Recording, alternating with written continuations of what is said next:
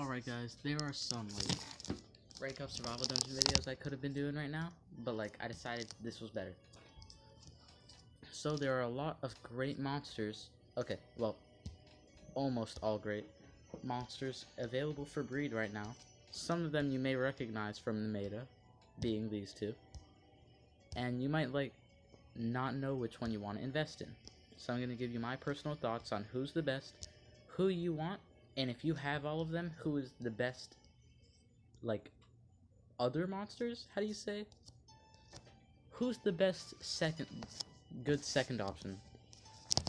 So first, I think your top priority, overall, the best monster here by default, is Clutch. Now I know what you're thinking, he's just a taunt monster, but two things. First off, there's an important glitch that his Mega Taunt can't be cleansed or trait disabled away once you apply it. So, hey, that's pretty good. But, overall, he's a pretty great monster, holding an armor, which kill Rogue's armor, you won't run out of stamina. And, in fact, you could just do Tertullians, because he has a banner. Great support to his whole team, so stamina is never a problem. And, admittedly, his moves are kind of simple, because he's got, just a Mega Taunt move, he's got a just 100% damage mirror, and then a Daze to all and a Freeze to 1. So admittedly his moves are kind of bad, but the fact that he's a taunt tank, a water taunt tank at that, for those of you guys who Cryo Crawler is so outdated that he ain't even an option for you anymore, Clutch, your best new option. I suggest you get him. I'm trying to go for him, but watch me depressingly not get him. Second option, in my mind, for sure, it's Flashirion. New artifact attacker, who in my mind, is the upgraded version of Phase Rug.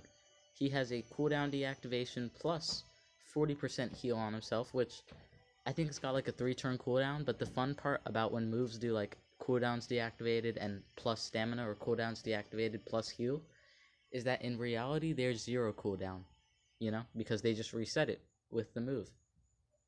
He can, whoa, I did not know he could hold a banner. That actually increases his value by a lot. So same thing, great support to his whole team and himself with the banner. And with the mask you have damaging options, you have options to drain stamina and have more stamina for yourself. So that's pretty great.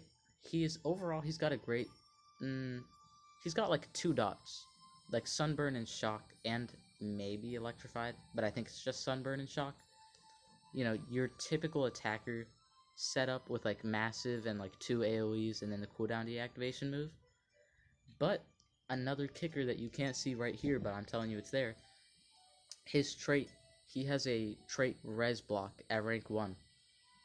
Boom, already he's a great attacker against a Uriel.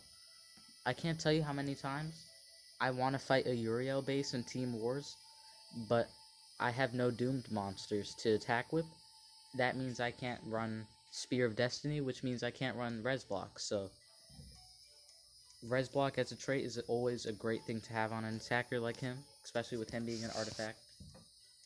Then rank 3, he just has a Sunburn status caster. If you have a dark monster, that's a pretty good chance to kill. And yeah, just a pretty great monster in my opinion. Decent attacker. Then third on your list has got to be Itzabeth. She is basically the Jakuna High of the Doomsday era, but without the dodge area. Hold on, a cat is just staring me down. It's walking down the fence. We've locked eyes.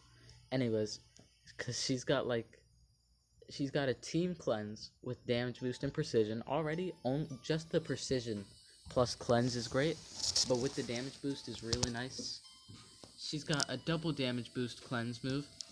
She's got a nice few hater moves, which by the way haters work in this game, it'll give you a random elemental hater because it doesn't have any haters that would whenever someone has a hater in this game, unless it's specific to the monster, it'll always be elemental hater, which at least that way you have a good chance of getting a hater for anyone instead of getting the Spirits book and the Evil Legions book, So she's got your typical support monster setup with staff for stamina for her whole team, and mask for more stamina, I guess. Or healing if you have Dr. Watt's mask. She also, though, has an AoE positive effect removal plus days, and an and a single positive effect removal with curse. So she's just a decent all-around support monster, and at rank 3, she has status caster, random elemental hater, and let me tell you, you forget about that until you use her and you land that hater at the beginning of a battle, and oh boy, is it just the nicest feeling. Just AoEing and it kills somebody because she gave you a hater at the start of the battle. After that, it's definitely got to be Darmith. I wanna say the other guy because I have him at rank 3, but he's so trash. Darmith he's your basic attacker, honestly, but at least he's decent. He's got that, heavy plus damage boost move. He's got an AoE shield break with moderate damage, and an AoE ignite with moderate damage, so you always got to choose which one of those you like. Here, I'll show you which one. And he's the only monster there with an Era Saga, so if you want to invest into him a little bit to at least do some of the Era Saga, because I just completed the Era Saga today, so I don't know if the chances are very high that you'll beat it if you didn't already have him. But he's a decent monster, basic attacker really. I'm going to show you my setup on him, just to give you an idea. By the way, fire design, in my opinion. Some people don't like it though. Look, shield removal, moderate to all, which that's 45. That's almost heavy damage to all. It's great. And then this is slightly weaker, but it has a powerful dot and ignite. The Furious Soul, very heavy, plus damage boost. And then you could run Dragon Berserker, which is double damage, or you could run Inferno Slash.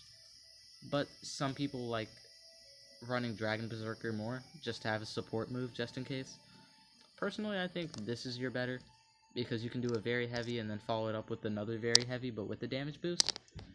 But yeah, pretty great dragon.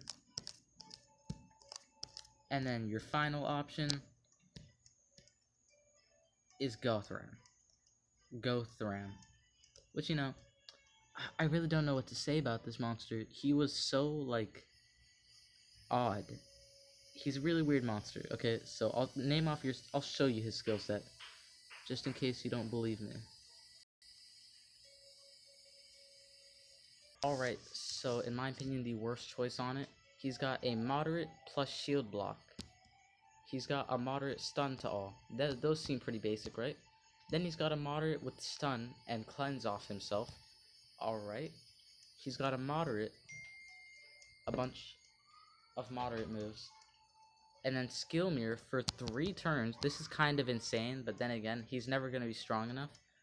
Then he's got shared effort, which is just 50% shield to 2 allies.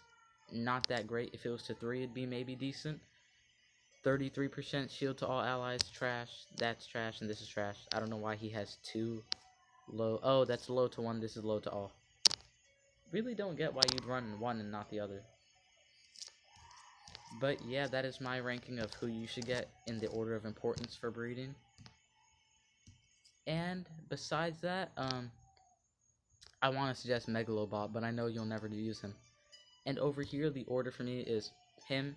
He's way better than Clatch, and you have the same chance of getting him and Clatch when you breed, because it's the same combination for him and Clatch, so hopefully you get him when you're trying to breed Clatch. Then behind that, you should get Fruit Taster.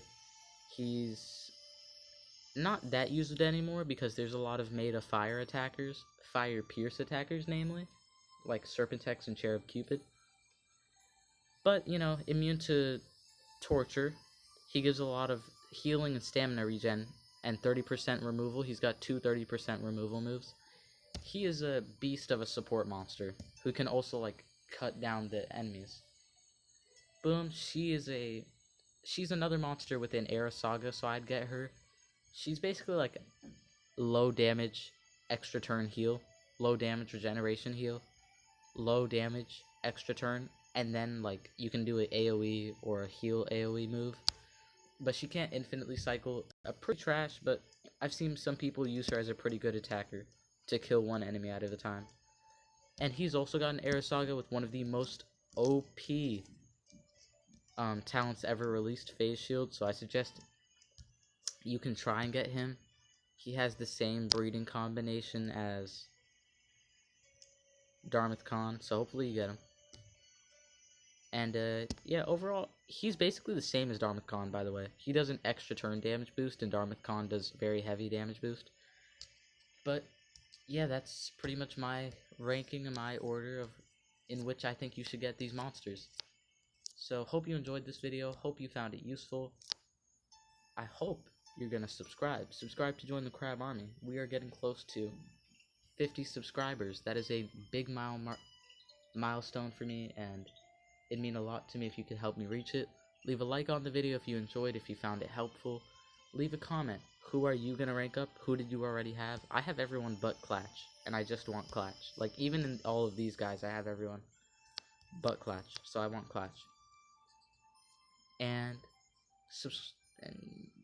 yeah, so leave a comment and I will respond. I always check over my comments.